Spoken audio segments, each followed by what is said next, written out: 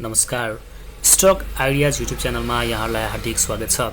आजको बसाइमा रहेर हामीले इन्भेस्टमेन्ट सेक्टरका 7वटा कम्पनीमध्ये बेस्ट 2 कम्पनीको बारेमा जानकारी लिएर आएका छौँ।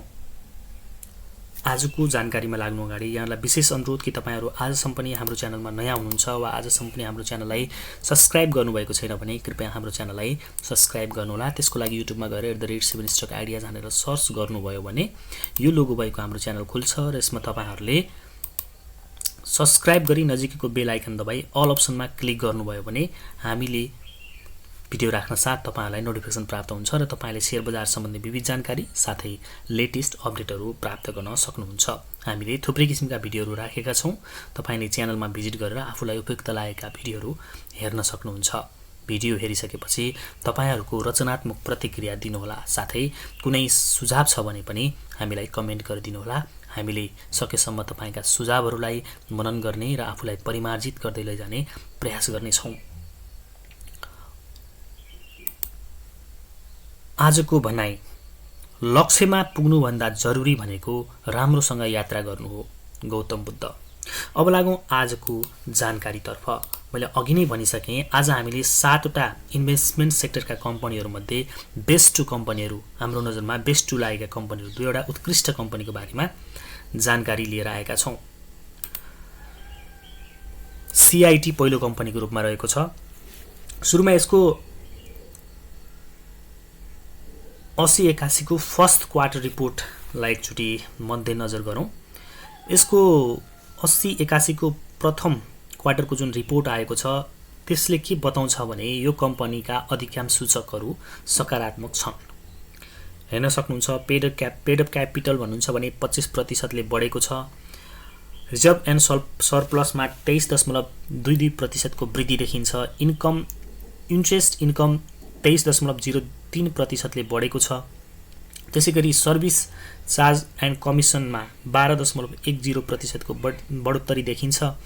त्यसैगरी टोटल इन्कम 14.60% ले बढेको छ।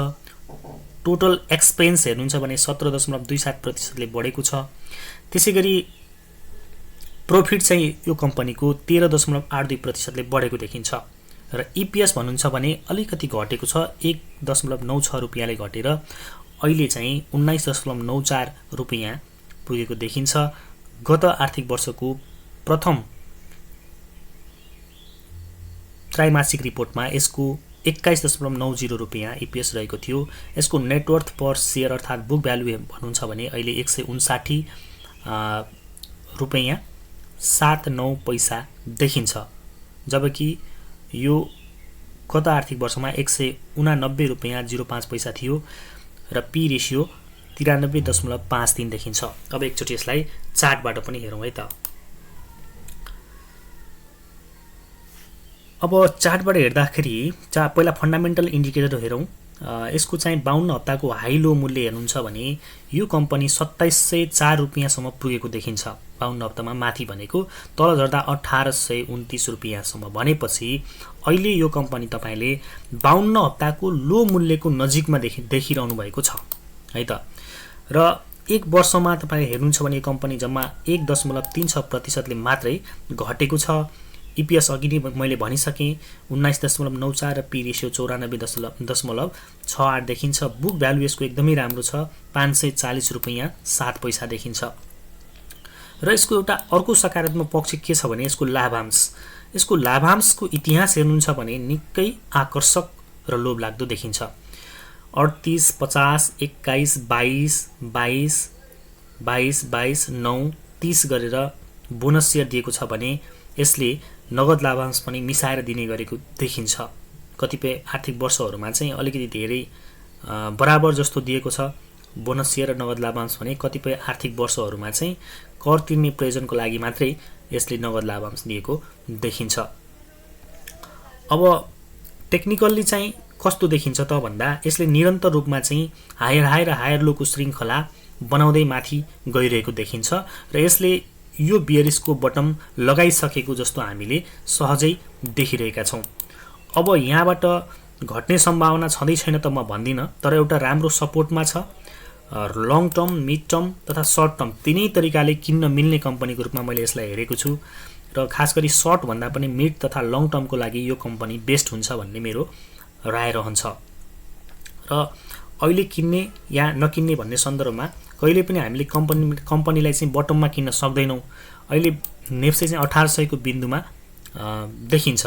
यो बिन्दुबाट चाहिँ हामीले यो कम्पनीलाई चाहिँ थोरै थोरै एकुमुलेसन गर्दै जाने चाहिँ बिन्दु नै हो जस्तो लाग्छ मलाई चाहिँ, किनभने यो कम्पनीले बुलको यात्रा तय गरिसकेको छ। अब घटेर तपाईको यदि घटेर 1600 भन्दा तल लाग्छ भने मात्र यो कम्पनी अलिकति रिस्क देखिन्छ भने त्यो भन्दा माथि रहन्जेलसम्म यसको चाहिँ यात्रा बुल नै देखिन्छ।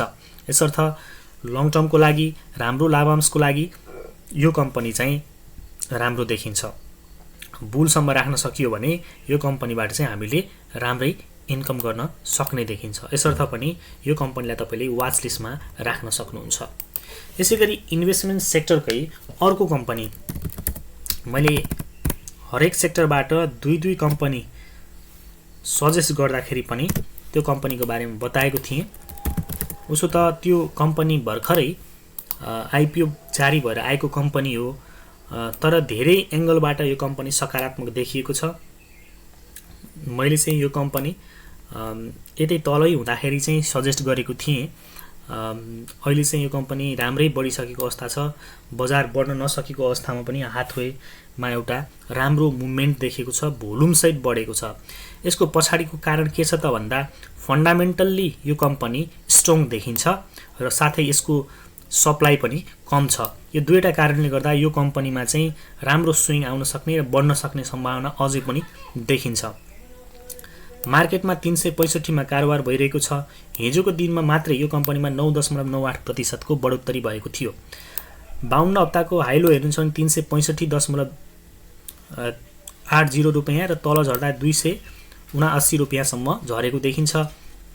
फन्डामेन्टली स्ट्रङ र नेप्सेमा लिस्टेड हुनुभन्दा पहिलेदेखि यसले लाभांश दिँदै आएको हामीले पाउँछौँ। तपाईँ हेर्नुहुन्छ भने 72 तिरतमा यसले 25% बोनस सेयर र क्यास 15% गरेर दिएको देखिन्छ।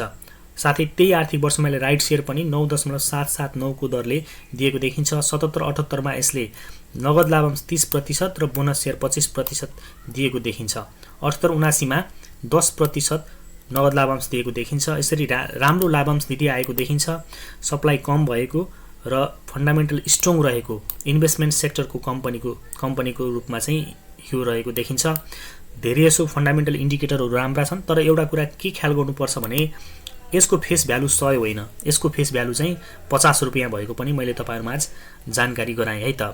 र धेरै हिसाबले अहिले नै किन्नुपर्छ भन्ने चाहिँ छैन, तर यो जुन यसले पुरानो हाई थियो त्यो भन्दा माथि यसै गरेर चाहिँ क्लोजिङ दिँदै गयो भने चाहिँ यो भन्दा माथि क्लोजिङ दिदासम्म हामी इन्ट्री गर्न सक्छौं। अब आजको एकदम महत्त्वपूर्ण चाहिँ आजको बजारमा यसको भ्यालु कतातिर जान्छ त? अब यो क्यान्डल भन्दा तलतिर लाग्यो, 330 भन्दा तलतिर क्लोजिङ दिन थाल्यो भने फेरि पुरानो लो भन्दा तल जान सक्ने म्याक्सिमम सम्भावना रहन्छ।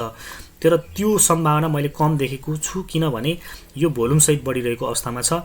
यसर्थ सप्लाई कम भएको कम्पनी, यसलाई पहिला तपाईले देख्नु भएको छ सप्लाई कम भएका कम्पनीहरूलाई चाहिँ कसरी सर्किट लगाउँदै माथि लगेका हुन्छन्, त्यस्तै खालको सम्भावना बोकेको यो कम्पनी पनि हो।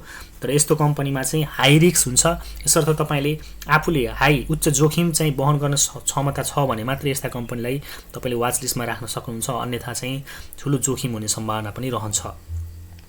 यति भन्दै आज इन्भेस्टमेन्ट सेक्टरका दुईवटा कम्पनीको बारेमा जानकारी राख्दै तपाईहरुबाट ओजेल पर्नु अगाडि यहाँलाई विशेष अनुरोध कि तपाईहरु च्यानलमा नयाँ हुनुहुन्छ वा हाम्रो च्यानल आजसम्म पनि सब्स्क्राइब गर्नुभएको छैन भने कृपया हाम्रो च्यानललाई सब्स्क्राइब गर्नुहोला, साथै नजिकैको बेल आइकन दबाई अल अप्सनमा क्लिक गर्नुहोला। यसो गर्नुभयो भने हामीले भिडियो राख्न साथ तपाईहरुलाई नोटिफिकेसन प्राप्त हुन्छ र भिडियोहरु हेरिसकेपछि कमसेकम लाइक गरिदिनु होला र तपाईलाई कुनै जिज्ञासा वा रचनात्मक प्रतिक्रिया छ भने हामीलाई कमेन्ट गरिदिनु होला। हामी तपाईहरुप्रति आभारी हुनेछौं। हस्त आजको बसाइबाट बिदा हुन्छौं। यहाँहरुको समय शुभ बितोस्। नमस्कार, शुभ समय।